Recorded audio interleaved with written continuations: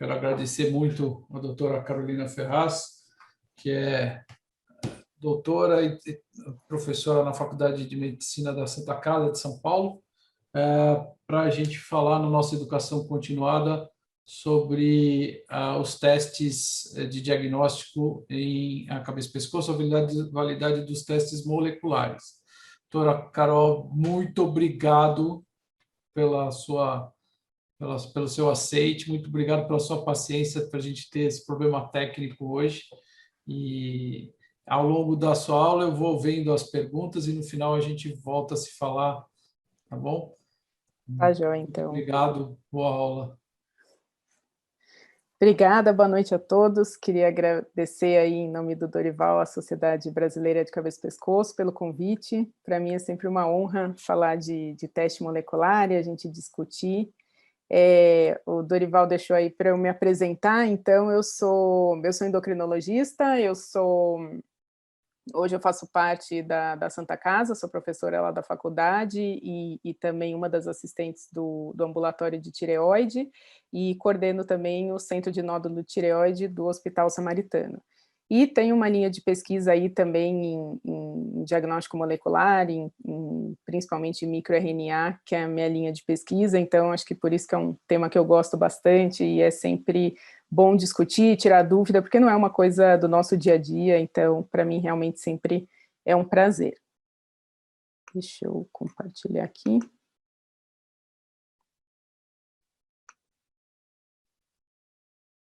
Tá ok? Tá ótimo, estou dando para ver sua tela. Então, vamos lá. Bom, então vamos falar um pouquinho da validade desses testes moleculares. Eu vou focar basicamente no que a gente tem aqui no Brasil, né, que é o que realmente interessa para a gente. Eu não tenho nenhum conflito de interesse direto com nenhum dos dois testes moleculares. Eu acho que talvez o meu principal conflito é por eu realmente ser pesquisadora dessa área e ter uma linha de pesquisa em microRNA também, então eu acho que o meu maior conflito é eu gostar muito disso e achar que realmente eles têm um impacto muito grande na nossa, e vão ter cada vez mais um impacto muito grande na nossa vida. Bom, isso daí é para, vamos começando falando com o guideline aí de 2009, que era como que eram tratados ou conduzidos os nódulos de tireoide, né? Então, o nódulo indeterminado, com citologia indeterminada, era aquele que a gente não conseguia diferenciar entre benigno e maligno, e o melhor jeito de avaliar esse nódulo era através da cintilografia. Então, um dos melhores exames era ver a cintilografia, se esse nódulo não captasse, significava cirurgia. E hoje a gente sabe, né, que a grande maioria dos nódulos não captam mesmo, são nódulos frios, e que grande parte desses pacientes que foram para a cirurgia acabaram sendo operados desnecessariamente. Com o passar do tempo, né, a partir de 2019, entrou aí pela primeira vez o sistema Bethesda, e aí já fez essa primeira subdivisão da citologia indeterminada. Então, a gente já teve duas classes, tanto a US, que é a atipia de significado indeterminado, como as neoplasias foliculares. E isso já ajudou a definir um pouquinho melhor o que era essa classe indeterminada. E agora, essa última subdivisão do Bethesda ainda faz umas características a mais, né? Diferenciando que, além dessas classes, a gente pode ter umas outras atipias celulares que vão facilitar mais essa subdivisão ainda. Então, a gente ainda consegue subdividir em alterações nucleares, alterações arquiteturais também. E isso a gente consegue ir definindo cada vez maior esse risco de malignidade. Então, hoje, essa classe indeterminada, que a gente chama, ela inclui o Bethesda 3 e o Bethesda 4, tá? E o que é, na verdade, essa citologia indeterminada? Porque se a gente for pensar, não existe isso, né, na prática, assim, ou a gente tem um nódulo benigno ou a gente tem um nódulo maligno. Por que existe esse Bethesda 3 e esse Bethesda 4?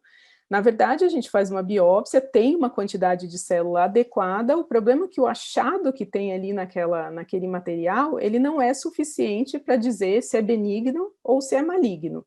E o problema principal dessa classe, né, dos indeterminados, é que você tem um risco de malignidade muito variável dentro dessa classe.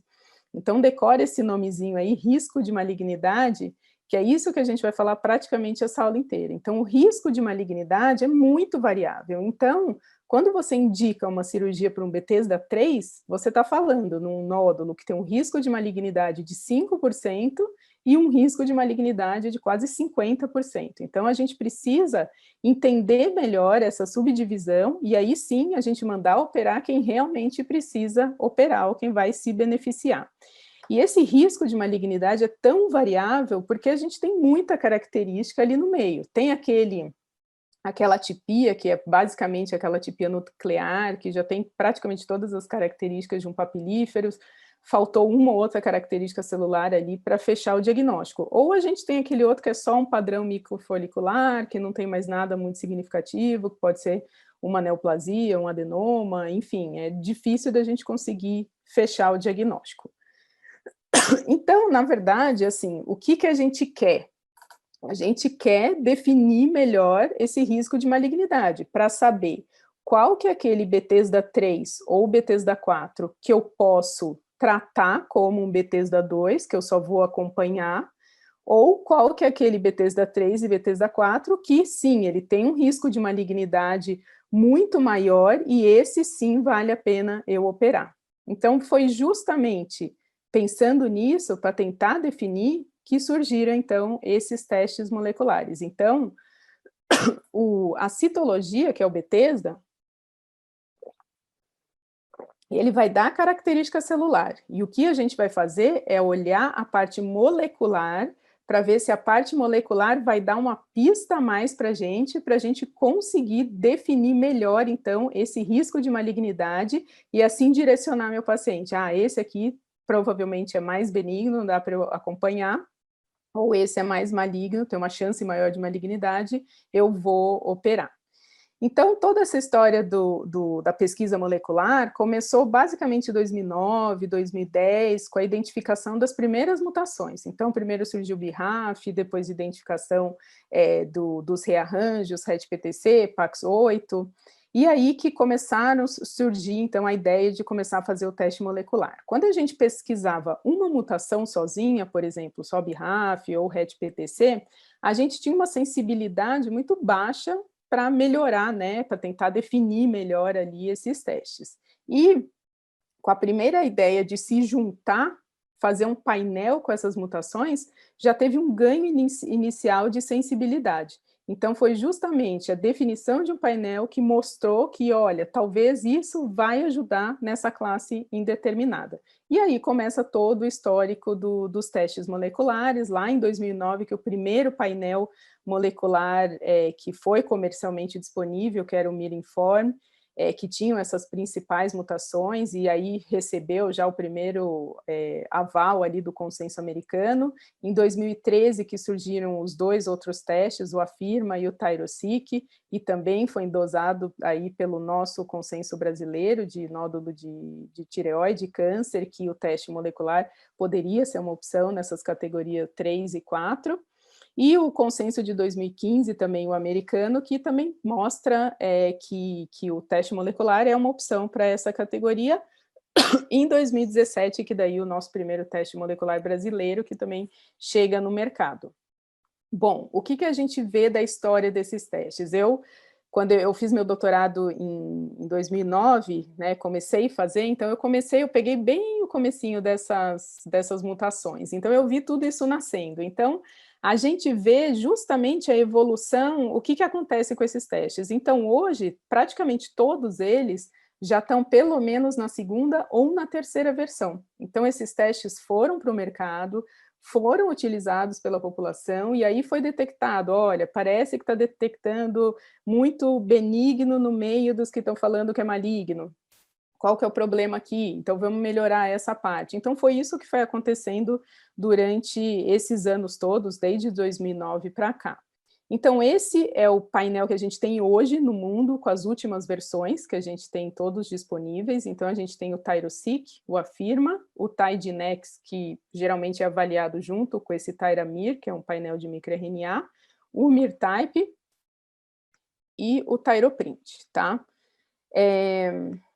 Eu vou falar basicamente os que a gente tem mais aqui no Brasil. Então, assim, aqui no Brasil a gente tem o Tyrosic, A gente já chegou a ter o Afirma aqui no Brasil, mas hoje ele não é mais comercializado aqui. Então, hoje a gente tem o Tyroseq no Brasil, tem o Myrtype, o Tyroprint ele ia chegar, foi no comecinho da pandemia, mas acabou que com a pandemia eu acho que as negociações não foram para frente, e então a gente ainda não tem o Tyroprint aqui no Brasil. Então, basicamente, o Tyroseq e o Myrtype.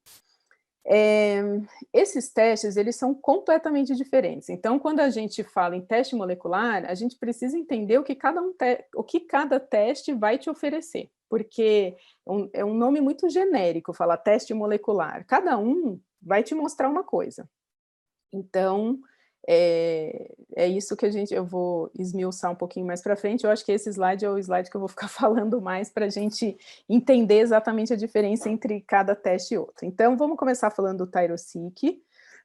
O Tyroseq é um teste americano, hoje ele está na 3ª versão já, então na verdade, praticamente a 4ª versão.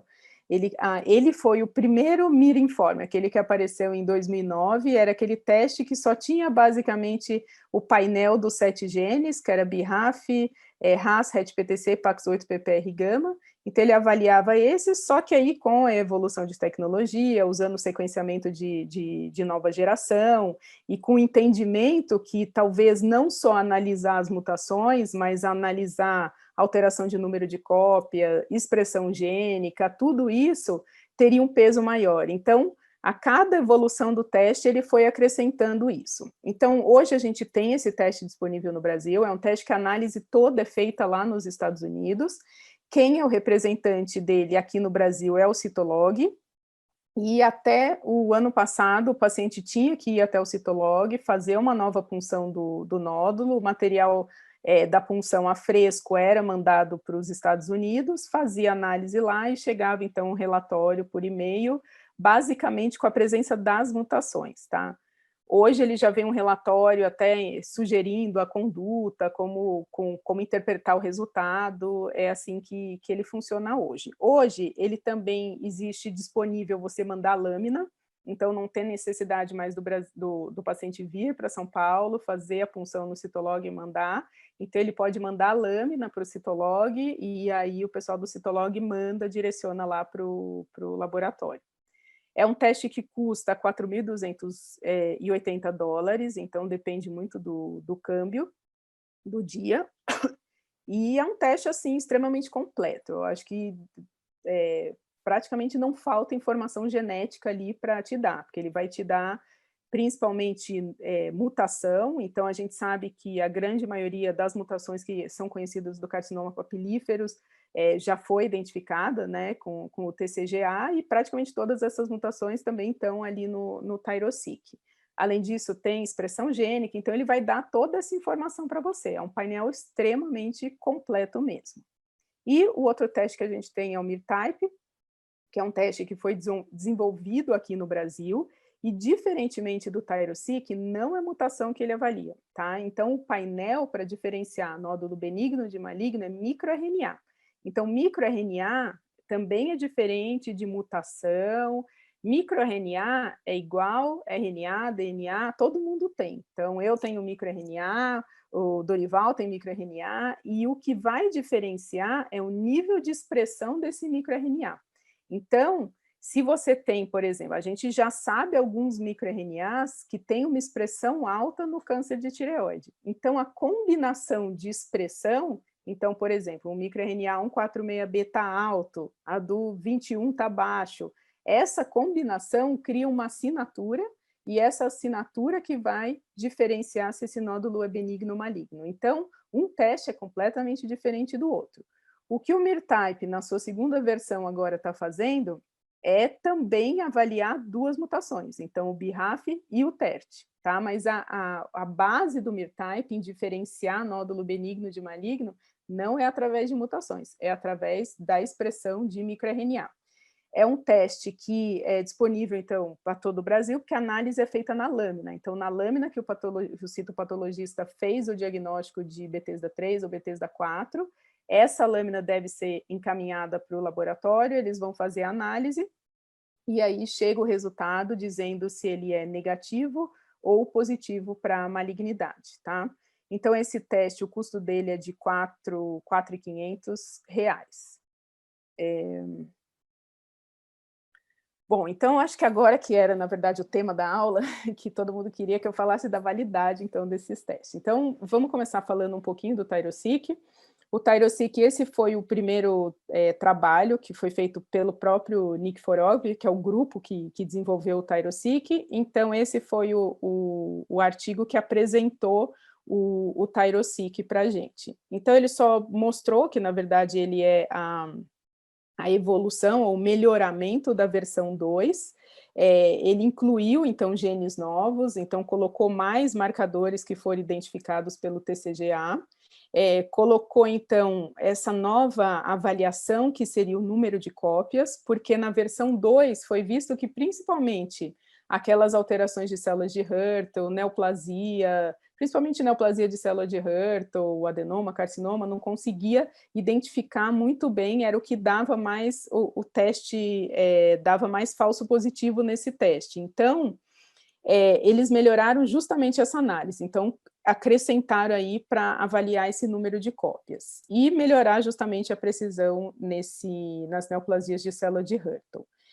Para validar esse novo teste, eles usaram 84 amostras de Bethesda 3, 74 de Bethesda 4 e usaram também algumas de Bethesda 5. A sensibilidade do teste foi 98, a especificidade 81,8%, a acurácia diagnóstica de 90%. Esse segundo trabalho, ele mostra, na verdade, também é do grupo do Nikiforov, só que eles estudaram multicêntrico, então foi um estudo prospectivo e multicêntrico, então avaliaram 300, mas não era um teste independente, independente do grupo. Vou só baixar aqui para conseguir ver.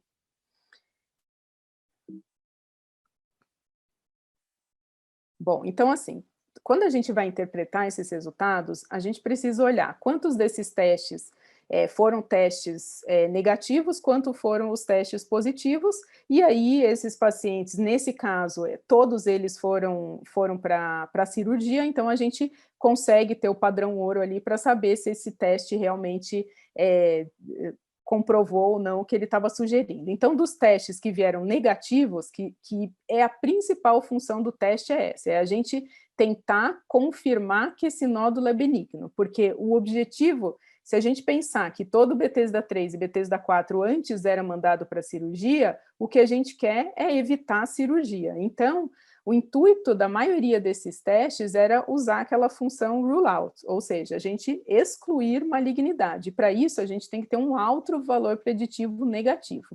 Então, esse teste conseguiu confirmar que tinha um alto valor preditivo negativo, e os que ele acabou errando, ele coloca que eram cânceres de baixo risco, ou seja, as mutações que apareceram acabou classificando esse teste como um câncer de baixo risco, como, por exemplo, o NIFTP. E o valor preditivo positivo é aquele que confirma, né, a malignidade do nódulo, vem um valor de 66%, e comparado ali com o estudo inicial deles, foi algo bem semelhante. E aqui é uma tabela só para mostrar que realmente o intuito, que era melhorar a performance, principalmente nas células de Hürtel, na hiperplasia de Hürtel, carcinoma de Hürtel, realmente ele melhorou muito o papel. Só o adenoma folicular ainda continua uma das lesões que ainda não consegue detectar muito bem, apesar de toda essa melhoria que teve no teste. E esse é o último trabalho que saiu, que esse sim é independente, tanto do grupo do Nikiforov, é um trabalho prospectivo, só que de uma instituição só. Esse daqui já muda, né? Porque quando a gente vai para um estudo de vida real ou para a prática, aqueles casos que vêm negativos, a gente acaba não operando todos, né? Porque se o intuito é justamente a gente evitar a cirurgia, esses casos a gente acaba não operando tanto, e é o que a gente vê nesse estudo. Então, de todos os casos que veio sugestivo de malignidade, manteve esse valor preditivo de 67,7%, E dos casos, 294 testes que vieram negativos, eles acabaram operando 31 desses casos. E desses 31, 26 confirmaram mesmo que eram benignos, e aí mantendo também um valor preditivo negativo alto de 98,3%. Então, é um teste robusto, é um teste que tem muita informação, é um teste assim que realmente ajuda a gente na tomada de decisão. É um teste que não foi validado aqui no Brasil, apesar da gente ter esse teste disponível, eu acho que o principal fator limitante que impede a gente usar esse teste aqui no Brasil é custo mesmo. Mas é um teste que realmente é muito bom, ele dá várias informações e pelas validações que a gente vem vendo, ele ajuda muito nessa tomada de decisão. Então, assim, como que a gente aplica o Tyro-Seq, com esse resultado, o que ele muda a minha vida? Então, se a gente pegar aquela decisão que a gente está com Bethesda 3 e Bethesda 4, e, na verdade, eu quero definir melhor esse risco de malignidade, se eu usar um teste que tem um valor preditivo negativo de 97 e um positivo de 66, então, significa que se eu usar esse teste no Bethesda 3 e Bethesda 4, se esse teste for negativo, a chance dele ser benigno é 97%, ou seja, eu acabo tendo um desempenho muito igual como se ele tivesse tido uma punção que veio como benigno. Então, o que isso traduz para mim? Que quando eu indiquei com precisão esse teste, eu sei, assim, ele ficou ali em cima do muro, mas pelo perfil genético dele, pelas mutações que ele apresenta, pela alteração de número de cópias, ele vai ter um risco de malignidade muito próximo se ele tivesse feito uma PAF e tivesse vindo um Bethesda 2. Agora, se eu tiver um teste que veio positivo, a chance de ser maligno, aí baseado nesse valor preditivo positivo, é de 66%. Ou seja, é como se ele comportasse, se eu tivesse feito uma punção, como um Bethesda 5. E o que a gente faz com o Bethesda 5? A gente opera. Praticamente ninguém acompanha, a não ser que seja um microcarcinoma, enfim, mas daí é outra história.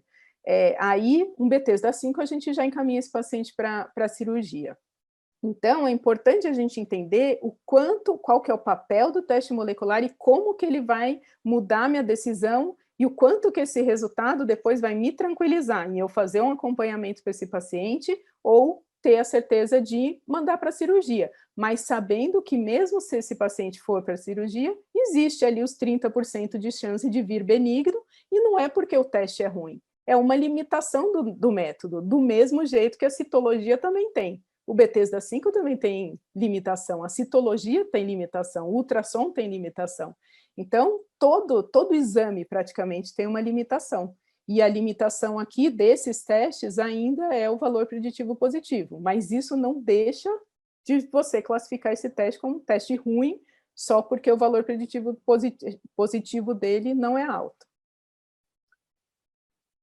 E aqui é o que o Tyro-Seq sugere para a gente, então isso daqui eu peguei lá do site mesmo do Tyro-Seq. Então, o resultado do Tyro-Seq hoje, ele define para a gente 5 resultados. Então, ele coloca que não tem nenhuma alteração. Quando não tem nenhuma alteração, então ele sugere você acompanhar e observar esse paciente. Aí ele coloca isso daqui, que é uma interpretação que eu acho super interessante, que ele fala atualmente, né, negativo, ou seja, pode ser que seja justamente aquele adenoma que lá para frente vai se transformar num carcinoma, ou um NIFTP, que alguns autores consideram como uma lesão pré-maligna, ou um câncer de baixo risco. Então, aqui, ele também sugere você fazer uma vigilância ativa, acompanhar talvez esse paciente de perto, mas com ultrassons seriados.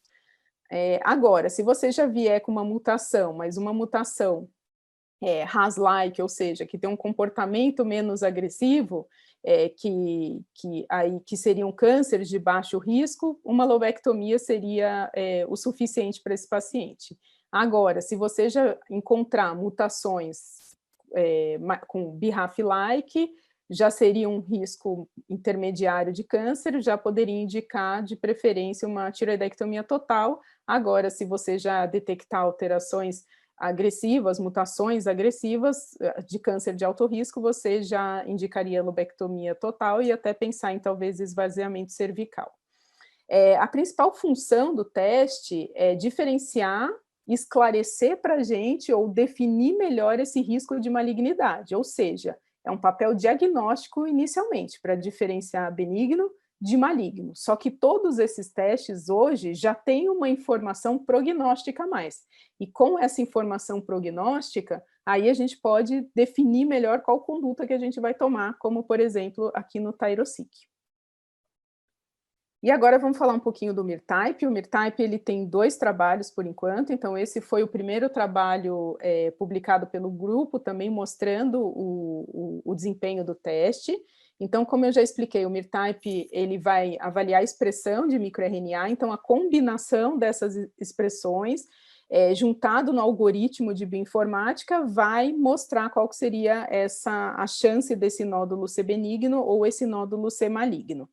Então, esse teste ele foi avaliado numa população de Bethesda 3 de 18 pacientes, teve 15 acertos, de 45 Bethesda 4, 36 acertos, e Bethesda 5, 32, com 31 acertos. O artigo, assim, teve bastante crítica em relação ao Bethesda 5, que talvez não deveria ter entrado na contagem, já que a gente entende a indeterminada mais o Bethesda 3 e o Bethesda 4, mas um teste que com esses dados teve um desempenho assim, muito parecido com os outros testes, com valor preditivo negativo alto, que seria a principal função, a gente justamente excluir a malignidade, né, confirmar, ter segurança para daí acompanhar esse nódulo, e uma acurácia diagnóstica aqui de 86,3%. O segundo artigo deles, que tem a versão pré-print ainda, é um artigo que foi um artigo de mundo real, que é prospectivo, multicêntrico, mas ainda não é um artigo independente. Então, foi o próprio grupo, apesar dele, não foram eles que indicaram o teste, eles receberam o teste e aí pegaram os resultados de quem operou, e aí a gente tem os resultados aqui. Então, se a gente for olhar com detalhe a validação do Mirtype aqui, dos 440 nódulos, 239 vieram como teste negativo, ou seja, um resultado benigno, como se fosse um nódulo benigno. Do mesmo problema que o outro estudo de vida real, a grande maioria a gente acaba não operando. Então, desses 17 foram para cirurgia, e dos 17, todos confirmaram benignidade. E aí acaba que o teste fica com valor preditivo negativo alto, de 100%, mas aqui a gente tem que realmente olhar, ser crítico, porque realmente não foram todos os pacientes aqui que foram operados, que a gente tem todos esses dados. E dos positivos que vieram resultado positivo, 184 foram operados, e desses 100 confirmaram que eram câncer e 51 benigno, mantendo também um valor preditivo positivo ao redor de 66,2. E aí, se a gente colocar ele aqui na mesma tabelinha, o resultado é muito parecido com o Tyrosic. Então, se a gente pega o nosso Bethesda 3 e Bethesda 4, que a gente está com dúvida, que a gente indicou o teste para ajudar na tomada de decisão, quando esse teste vier negativo, ou seja, o resultado é benigno, segundo esses dados de estudo de vida real ou do primeiro trabalho, a chance dele ser benigno seria aí ao redor de 100%. E então se comporta também como se fosse um Bethesda 2. E aí o Bethesda 4, que se vier, ou o Bethesda 3 e 4, se a gente indicar o teste, se o teste vier positivo, a chance de malignidade dele então seria ao redor de 62% a 66%, que também seria semelhante ao grupo do Bethesda 5. Claro que a gente precisa... Aqui. Esse daqui também está lá foi um slide que foi cedido pela Oncos, muito parecido, para justamente a gente olhar que quando esse resultado vem negativo, você vai acompanhar igual um Bethesda 2. E se ele vier positivo, aí a gente aumenta esse risco de malignidade. E por que esse risco aqui é variável? Porque daí depende da mutação que foi encontrada lá. Se a gente for só pela informação do painel, 76% é o risco é o valor preditivo positivo, e por isso que esse teste tem um valor preditivo positivo de 76. Se tiver ainda a mutação TERT presente, esse risco de malignidade já aumenta para 88. Se você olhar só a expressão do 146B, chegar em 90, ele aumenta esse risco de malignidade para 92%. Se tiver um BRAF ainda associado, 98%. E BRAF com TERT, você chega aí no risco de malignidade praticamente de 100%. Mas lembrando que a principal indicação do teste é sempre diagnóstica, e agora essas informações diagnósticas servem para induzir a gente ou orientar a conduta a tomar. Não é a indicação principal confirmar citologia. Então, por exemplo, eu fiz um Bethesda 5, ou veio um Bethesda 6, e eu vou mandar só para confirmar que ele é maligno mesmo. Então, isso não é indicação do teste molecular. A não ser que você queira saber, será que ele é um TERT BRAF sozinho? Aí você pode pedir o TERT e o BRAF sozinho, você nem precisa fazer o painel molecular, porque o painel aqui é para diferenciar, é definir melhor esse risco de malignidade. Bom, agora eu acho que é a parte talvez mais importante de tudo, porque a gente viu que esses testes têm e o resultado deles é muito parecido, tanto do valor preditivo negativo como do valor preditivo positivo. Só que o mais importante é a gente saber indicar o teste molecular, do mesmo jeito como qualquer exame. Ninguém indica PET para qualquer carcinoma diferenciado de tireoide, apesar de ser um exame maravilhoso, que serve para muita coisa. Mas é diferente do teste molecular da tireoide. Então, tem um momento certo para a gente indicar esse teste. Então, qual que seria esse momento? Então, essa abordagem multimodal gradual, ela parece ser, assim, o que vai indicar esse teste com melhor precisão e o que vai ajudar a gente na tomada de decisão, porque esse é o papel do teste molecular, é ajudar a gente a tomar uma decisão. Então, a gente vai olhar a história desse paciente, vai olhar as características do ultrassom, descrição de citologia. O Bethesda melhorou muito para ajudar a gente, então vamos usar tudo que o Cibas fez para a gente, vamos ajudar, vamos usar isso a nosso favor. Então vamos olhar a história do paciente, sexo, como que evoluiu esse nódulo, como que é a palpação, é aquele nódulo muito endurecido, tem histórico de radiação, principalmente mulher com câncer de mama, o histórico familiar aqui, a gente conta, é mais importante quando tem três pacientes de primeira geração, né, de primeiro grau, acometido, aí que tem um peso maior.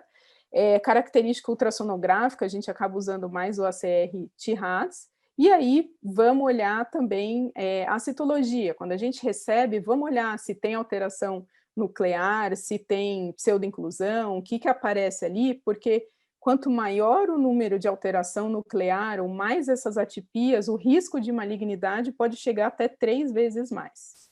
Então, colocando isso num fluxograma na prática, como que a gente faz? Então, chegou para você um paciente Bethesda 3, Bethesda 4, principalmente o Bethesda 3, a gente tem uma vantagem, ou um ponto que ajuda mais a gente repetir a punção, ou às vezes pedir para um citopatologista mais experiente em tireoide em revisar essa lâmina. E tem trabalho da Escola Paulista, vários outros, mostrando que só o fato da gente repetir essa punção ou revisar essa lâmina, a gente já consegue resolver metade dos problemas aí das citologias indeterminadas. Se mesmo assim persistir a citologia indeterminada, vamos voltar para o ultrassom, vamos olhar o que tinha naquele ultrassom que fez a gente indicar aquela punção, ou alguém indicou a punção. É um ultrassom de baixo risco, um nódulo pequeno, o TIRADS1, 2, ou um ATA baixo risco, geralmente esses nódulos a gente pode até acompanhar. Agora, é um TIRADS5 já, um ATA alto risco, já é irregular, ou no acompanhamento ele acabou mudando. Nesses casos, a gente já pode até indicar cirurgia também. Vamos olhar a citologia desse nódulo também. É só atipia arquitetural, junto com alteração ultrassonográfica de baixo risco, acompanhe esse paciente. Não tem necessidade de operar, porque ele entra justamente naquele risco de malignidade baixo. E a mesma coisa se tiver atipia arquitetural, o paciente já tem um ultrassom feio, eu não vou acompanhar esse nódulo, eu vou ficar puncionando ele até dar um Bethesda 6? Não. Então, esse já é candidato a operar. Se eu indicar um teste molecular vier benigno, eu vou ter coragem de acompanhar? Eu acho que essa é uma pergunta que a gente tem que fazer. Se eu fizer um teste molecular, ele vai mudar minha conduta? Não. Se até aqui eu já defini minha conduta, o teste molecular não vai me ajudar em nada. O teste molecular ele vai entrar nesse momento para ajudar a sua tomada de decisão. Aí sim você vai decidir. E aí você vai decidir qual teste eu vou usar, o Tyro-Seq ou eu vou usar o MIR-Type. Pelo desempenho, praticamente os dois mostraram um desempenho maior, um desempenho bom, muito parecido, só que aí a gente vai levar em consideração o custo. Agora a acessibilidade não é tão importante, porque o Tyro-Seq dá para a gente mandar a lâmina também, e o tipo de informação que eu quero ter. Eu quero ter mais informações em relação à mutação desse paciente, eu vou fazer o Tyro-Seq. Não, para mim basta saber, eu quero saber diferenciar benigno e maligno, e o BRAF-TERT para mim está ótimo, eu vou fazer o MIR-Type. Então, a nossa decisão vai ficar basicamente no que esse teste me oferece a mais. Eu não sei como a gente está com tempo, eu coloquei 2 casinhos aqui, dá para fazer, Dorival? Passar rapidinho por eles? Dá sim, tá super interessante, vamos embora. Então, vamos. Então, aqui são 2 testes. Eu peguei 2 casos que realmente foram usados o teste molecular e um de cada um para a gente ver tomada de decisão e como que isso pode ajudar a mudar a conduta. Então, esse aqui é paciente de 60 anos, uma paciente que veio assim, com aquela queixa, eu tenho pavor de operar, ela nem começa passando pelo cirurgião de cabeça e pescoço, ela vem primeiro no endócrino com a esperança de que a gente vai falar, não, que isso, você não precisa mesmo, vamos acompanhar. Mas era um nódulo que na verdade era um nódulo grande já, né, mas assim, se a gente for olhar aqui pelo aspecto do ultrassom, não era um nódulo muito feio, ele era delimitado, apesar que aqui embaixo, né, ele era irregular aqui no final, essa parte dele era uma parte realmente mais feia, uma função tiroidiana normal. Então, pelo ultrassom, um nódulo TRADS3, mas de tamanho grande. Na verdade, aqui a gente podia realmente já indicar a cirurgia para essa paciente. A única coisa que segurou foi justamente ela não querer bater o pé, que ela realmente não queria.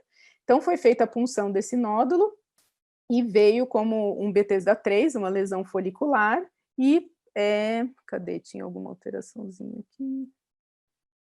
Aqui a gente pode olhar toda a descrição para ver se tem alguma coisa falando. Aqui não tinha nada muito descrito do núcleo desse paciente, então vamos lá. Repetiu o Bethesda 3, era um lugar muito bom que ela fez a punção, manteve o Bethesda 3, vamos olhar o ultrassom dela. O ultrassom dela, cadê? Não adiantava muita coisa para a gente, porque continuava com um TRADS3, então para ela a gente acabou indicando o teste molecular. Na época, a gente fez o Tyro-Seq, que era a versão 2 que tinha, e aí veio com uma mutação RAS e a mutação TERT. Então, a mutação RAS, na verdade, se ela viesse sozinha, ela é muito comum, principalmente Bethesda 4, a gente vê bastante nas lesões foliculares, ela pode aparecer, mas quando ela vem combinada aí da mutação TERT, já confere uma agressividade maior, uma imortalidade, né, a essa mutação, e aí isso faz com que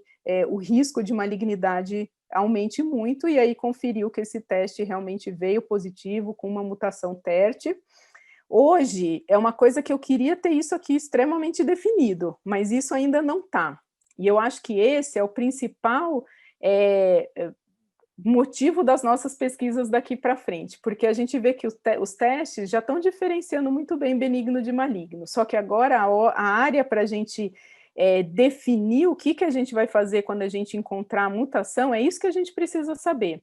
Será que todas essas mutações que são mais agressivas, a gente vai ter que conduzir realmente já com esvaziamento cervical, já indicando iodo? Então, isso daqui é algo que a gente ainda precisa definir, tá? Mas, de qualquer jeito, para essa paciente era um RAS com TERT, isso a gente sabe que é uma mutação de alto risco, então foi indicado tireoidectomia total para essa paciente, e aí realmente a gente já viu um nódulo que já tinha invasão capsular, já tinha invasão vascular, mais do que 4 êmbolos, então já era realmente um nódulo um pouquinho mais agressivo e que se beneficiou completamente do teste, porque senão essa paciente ela ia, não, é um indeterminado, vamos acompanhar, e realmente já tinha um comportamento agressivo, mutação agressiva, que ajudou, então, na tomada de decisão e até convencer mesmo a paciente. E esse aqui é o caso clínico 2, uma paciente do sexo feminino, de 33 anos, que estava tentando engravidar, foi fazer os exames pré-natal, e aí ela fez um ultrassom de tireoide, veio esse nódulo aqui, um nódulo de baixo risco, e um nódulo bem delimitado, e aí foi pedida a punção desse nódulo, pelo tamanho dele, 1,7, função tireoidiana normal, e aí veio um Bethesda-4. Nesse Bethesda-4, a gente vê que tem alterações nucleares, tem pseudoinclusão, tem fenda, e aí veio um Bethesda-4 e até colocaram lá sugestivo de NIFTP.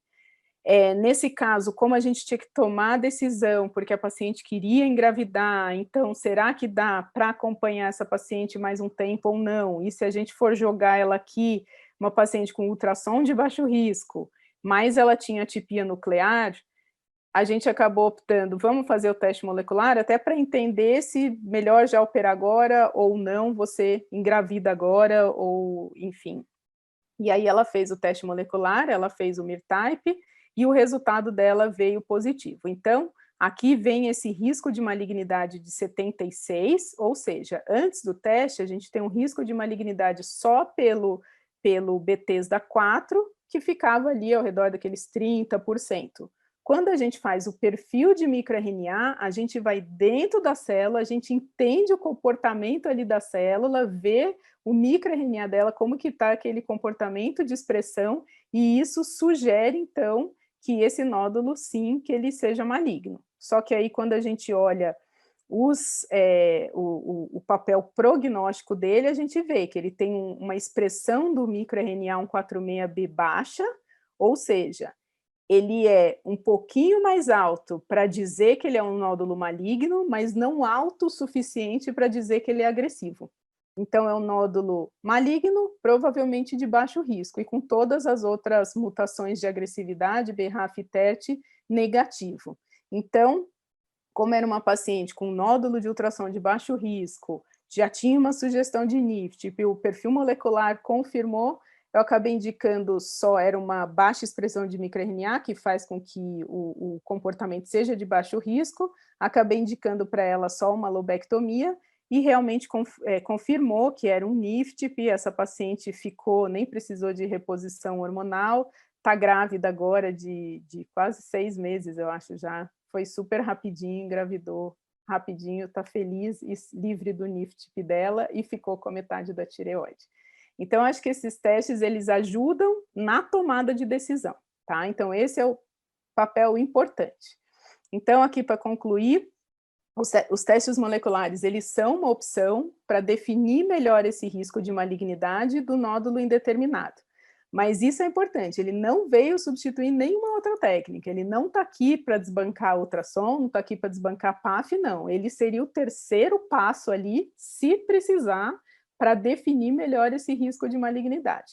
E para a gente indicar melhor, parece que essa abordagem multimodal gradual, agora estão saindo uns outros scores de risco que estão pontuando, igual tem o ACR-TRATS, eles estão pontuando também, tanto característica ultrassonográfica, quando dando ponto para cada mutação, para a gente definir melhor a conduta para esse nódulo. Então, parece que essa abordagem multimodal gradual é a maneira mais efetiva para a gente selecionar melhor os casos que realmente vão precisar de teste molecular.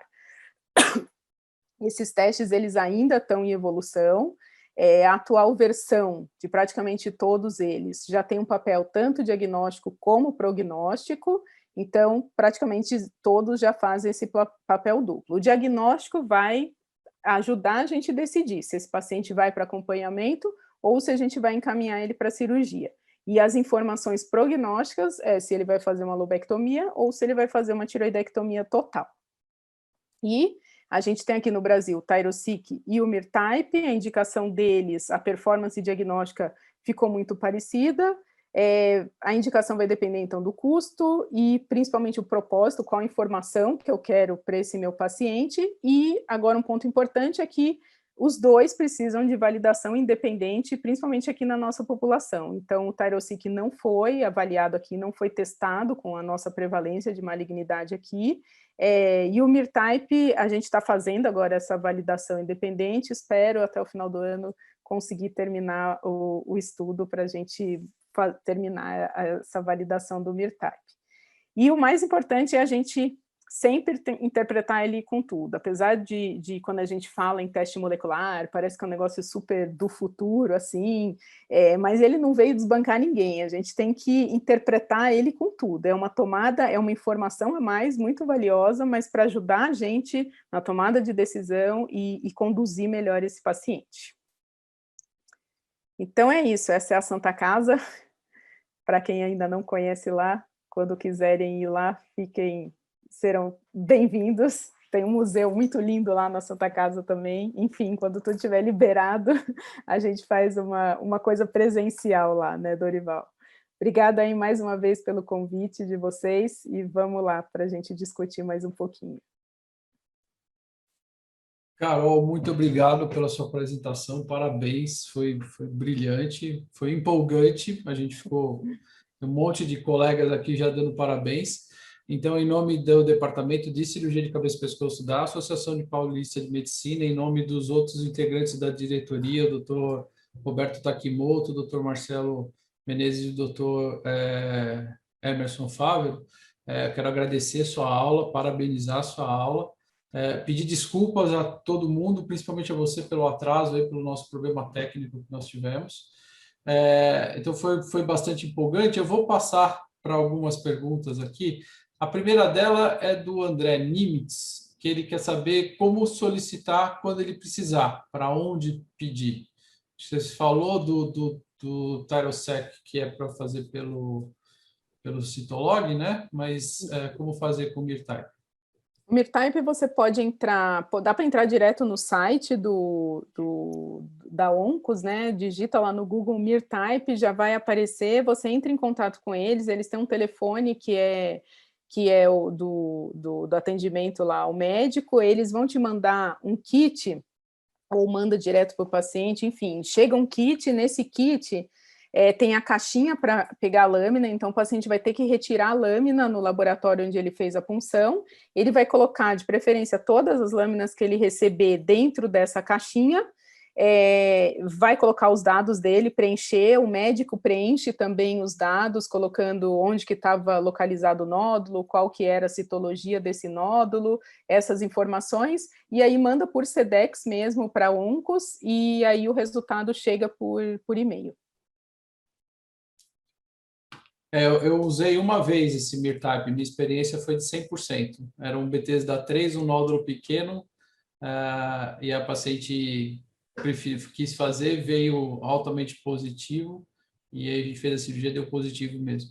Então, o grande problema é sempre o custo, né? Quando você fala do custo, os pacientes se assustam, né? Mas isso, Dorival, eu acho um ponto, assim, muito, muito importante, porque eu acho que a gente julga demais, assim, o que o paciente pode pagar e o que ele quer pagar. A gente já define para o paciente, mas, assim, quem sabe o que ele quer e o quanto ele valoriza aquela tireoide é o paciente. Eu acho que o nosso papel é falar, ó, esse teste custa 4.500, esse custa, sei lá, $4.500.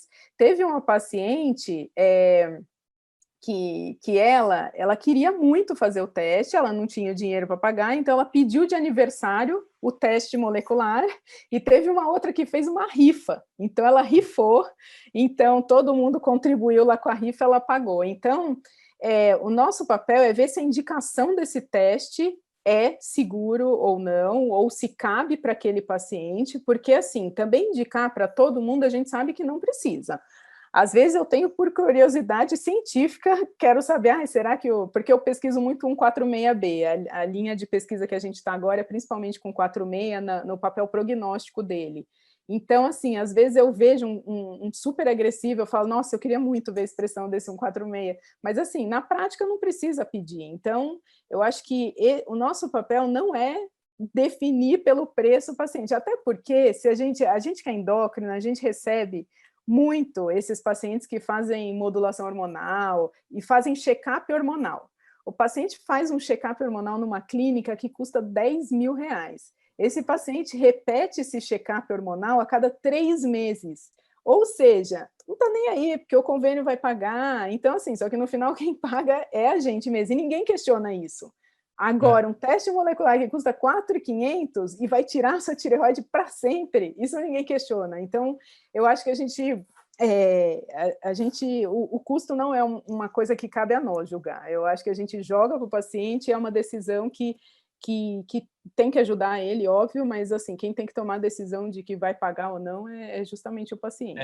É sempre bem complicado. E tem paciente, inclusive, que às vezes na hora da cirurgia, que seria uma coisa extremamente delicada, aí ele julga e fala, não, isso eu vou fazer pelo convênio, que eu não vou gastar. Exatamente, a gente vê agora, né, por exemplo, com robótica, o custo do robô é 7.000, então beleza, 7.000 eu pago, sabe? Agora é um teste que é 4.500, é só a tireoide que está indo ali embora, Isso. porque você acaba reduzindo, se a gente pensar que todo o Bethesda 3 iria operar, com esses trabalhos a gente vê uma redução de cirurgia de 60% a 70%, então é uma diferença que eu pagaria, assim, pela minha tireoide eu pagaria. Carol, eu tenho duas perguntas, uma internacional, eu vou deixar internacional para depois e vou passar para o Cláudio Andrade, perguntou assim, não é temerário ainda definirmos extensão de cirurgia pelo teste molecular? Com certeza, isso é o que a gente está, por isso que aquela figurinha lá não é para tirar foto e guardar e se conduzir por aquilo, aquilo é o momento que a gente está na pesquisa. Eu acho que a gente já tem algumas coisas bem definidas, por exemplo, BRAF/TET, por enquanto, é o teto da agressividade, não existe combinação mais agressiva do que BRAF/TET. Mas definir conduta ainda baseado nisso, eu também acho muito precoce. Eu ainda vou muito pela clínica, se eu não tivesse dado molecular. Mas, por exemplo, nessa paciente que já sabia que, né, a expressão é baixa, você ainda, porque você de qualquer jeito daria para indicar uma lobectomia. Eu acho que mudar a conduta de uma coisa que você poderia indicar clinicamente, eu acho que ainda é muito precoce, sim. A gente ainda está engatinhando na definição de conduta em relação a prognóstico. A Concordo. outra pergunta, Carol, é de um ex-residente lá da gente do Hospital das Clínicas, que é equatoriano. Então, a pergunta dele é porque ele vive uma outra experiência. Ele está lá no Equador assistindo a gente, é o Antônio Palacios. Então, um abraço para os nossos ex-residentes que agora estão trabalhando fora, voltando para o país deles, né? E ele perguntou exatamente do thyroid print, porque ele é um teste chileno, não é isso? Isso, o Thyroprint é um teste chileno. Ele assim, se a gente for ver como ele funciona parecido como um pouquinho como o Mirtype e um pouquinho como a Afirma. Ele pega, só que ele vai olhar genes, então assim, não é mutação que ele avalia, ele tem um painel de expressão de genes também. E justamente a combinação da expressão desses genes que é o que diferencia benigno e maligno. O desempenho deles, diagnóstico, é muito parecido com os outros. Tem uma validação nos Estados Unidos já que também confirmou que o desempenho era parecido, só que prognóstico ele não tem. E assim, pela última vez que eu conversei com o Hernan, né, que é a pessoa que é responsável pelo teste, ele ainda não tinha o intuito de colocar essas outras mutações, mas como todos os outros estão colocando, acaba que meio que um vai olhando o que o outro faz e vai aumentando para manter essa... Porque daqui a pouco a gente vai começar, quando tiver essas informações, a gente vai começar a tomar conduta baseado, às vezes, na presença da mutação. Então, aqui eu não tenho experiência, eu nunca fiz o Thyroprint, eu não tenho nenhum paciente que eu fiz o teste, mas o desempenho parece ser muito parecido com os outros, tanto de valor preditivo positivo como negativo, acurácia. De todos esses testes, o único que ficou um pouquinho abaixo, principalmente com o valor preditivo positivo, foi o Afirma.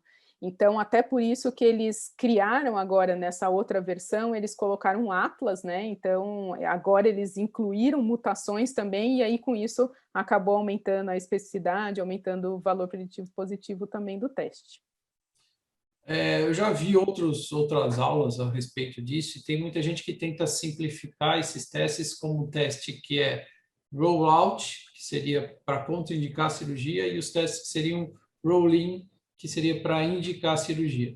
Nesses que você apresentou, os dois são muito bons para ser um roll-out e são médios para ser um roll-in. Concorda? É isso mesmo? Entendi direitinho? Na verdade, assim, essa divisão bem bonitinha do rule-in e rule-out era praticamente até a segunda versão desses testes, né? Quando eles não tinham incluído outras coisas, outras informações que acabavam aumentando tanto especificidade como o valor preditivo positivo. O principal papel ainda é você definir benignidade para você reduzir cirurgia, e por isso que todo mundo ainda insiste, assim, o teste bom é aquele que tem o valor preditivo negativo alto, que é o rule-out.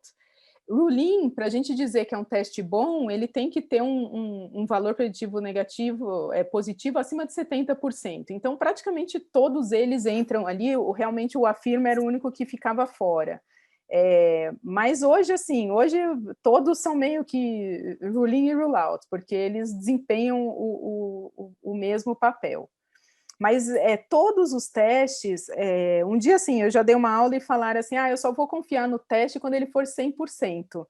Aí eu falei, mas qual teste é 100%? Até hoje não existe nenhum exame 100%, nem a histologia 100%. E o resultado da cirurgia, às vezes. Então, assim, o teste molecular, que é uma coisa que eu insisto em toda aula que eu dou, ele é uma ferramenta a mais, ele tem a hora de ser pedido. Se ele for pedido antes, ele vai dar errado, não tem indicação, você vai perder dinheiro, aí sim, mas na hora que você usa ele, igual a indicação do PET no momento certo, a PCI no momento certo, o teste molecular, ele vai ajudar muito na tomada de decisão, mas tem que ser no momento certo.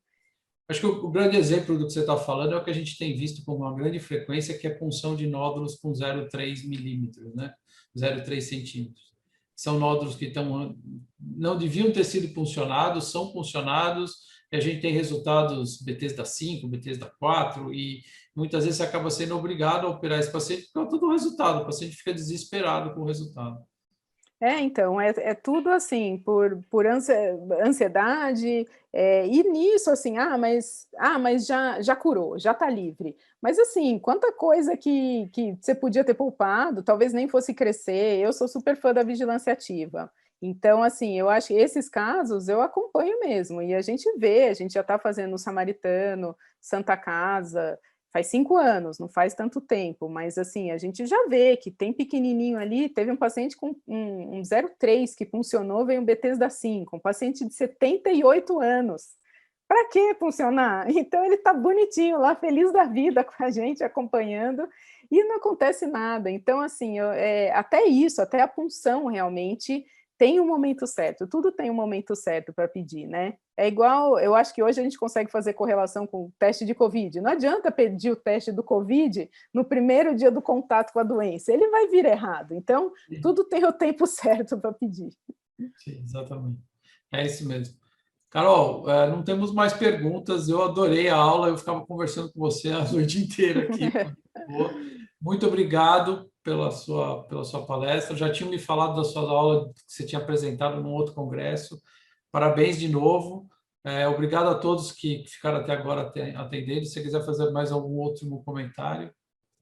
Bom, eu queria agradecer vocês, e assim, para mim é uma honra mesmo, eu adoro falar de teste, eu também ficaria aqui horas, já deixei minha filha com meu marido, eu falei, hoje à noite vai ser uma criança, porque eu, se deixar, eu falo a noite inteira de teste molecular, é uma coisa que eu gosto, e assim, virou minha linha de pesquisa, é uma coisa que a gente vê na prática, é uma coisa muito bonita, gostosa, e que aqui no Brasil a gente realmente precisa fazer mais, até para entender, então assim, quando quiserem, me manda pergunta, porque é uma coisa que realmente, ou está na dúvida na hora, peço, não peço, pode me mandar mensagem, manda direct lá no Instagram, que para mim realmente é uma das coisas que eu mais gosto de fazer, é discutir isso daí. Então, eu queria agradecer o convite e a todos aí que participaram. A caixa de mensagens é só excelente aula, parabéns, parabéns. Então, não sei se você consegue ver também aí, mas Consiga. Estou vendo aqui, obrigada mesmo. Parabéns mesmo, então boa noite, obrigado a todos, até uma próxima, Carol, obrigado mesmo. Até, um abraço. Tchau. Tchau, tchau.